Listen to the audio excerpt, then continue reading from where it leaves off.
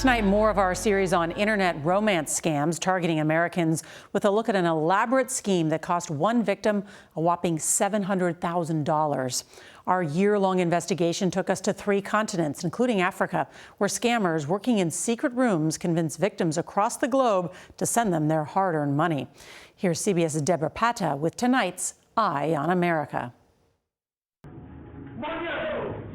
Operating out of underground boiler rooms across Ghana, online criminal syndicates prey on elderly Americans, running sophisticated scams that break hearts and empty bank accounts.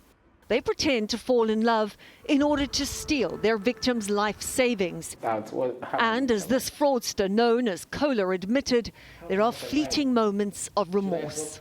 Sometimes we take money from people and feel like, oh my God, how are they going to feel? But in the end, it's all about survival. Most young guys, if this game had not come, they have to pull the trigger on people and steal from them. They may not be putting a gun to people's heads, but the cruelty of this crime is no less devastating, leaving victims emotionally bereft and financially ruined. Is this fair? Gerald Pangpari heads up the anti-money laundering unit in Ghana's Organized Crime Office. We have a lot of unemployed youth, people who are talented, who have gone to school and they don't have anything to do. What kind of people do they prey on? Caucasian male, they are elderly people who are quite lonely. Ghanaian scammers told us they prefer targeting men as they're easier to trap and less likely to report it because of their deep shame. We found one such scam. The victim, a 75-year-old American radiologist we're calling John, not his real name. The syndicate boss, 34-year-old Alfred Kwame Aivo, and the accomplice, a mysterious blonde woman. John declined an interview, but we know he believed he was in love with a woman called Grace Erskine, an Australian living in the US. In fact, he was actually texting with syndicate boss Alfred Aivo, posing as Grace. Aivo controlled the scam, which included the extreme measure of hiring the mysterious blonde woman to play the part of Grace for any in-person meetings John insisted on, as these text messages reveal.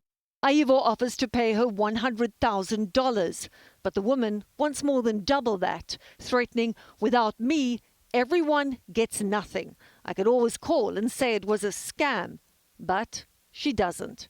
And pretending to be Grace, she visited the radiologist in the US, even meeting his family, and claimed she'd inherited a Ghanaian gold mine that John was offered a stake in to secure their future together. These texts show the scammer asking her to meet John in Ghana, insisting it's just 1 week plus TLC. She doesn't seem keen to get physical. Whatever happened, John did travel to Ghana and stayed here at the same hotel as Grace in Accra, while syndicate boss Aivo posed as their driver. And John was so enamored with Grace, he unwittingly paid over $700,000 for a fraudulent investment in a non-existent gold mine. The money was a red flag for Ghanaian detectives, as Aivo was unemployed. We realized that the person did not have any form of work that is commensurate with the amount of money that were coming into his account. Aivo was arrested but died of an unknown illness before serving prison time. The mysterious blonde woman posing as Grace had vanished until CBS News tracked her down last week outside Sydney, Australia. Her real name is Rebecca Jade Silk. Are you sorry? Do you have anything to say to his family? When confronted, she did not deny or confirm the allegations, keeping her mouth shut and her head down. Silk has not been charged with any crimes. She remains a person of interest for Ghanaian police, but she has a lot to answer for, as Ghana and the US battle a crime that's reached epidemic proportions, with scammers around the world willing to do anything for money. For Eye on America, Debora Patta, New York.